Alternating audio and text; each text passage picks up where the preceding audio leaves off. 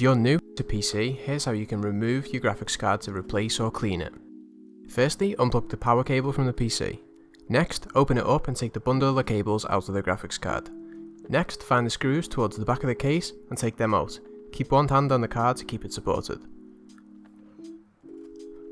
Finally, locate the clip on the motherboard keeping it connected and push it back until you hear a click. And then, wiggle the card out, and that's it.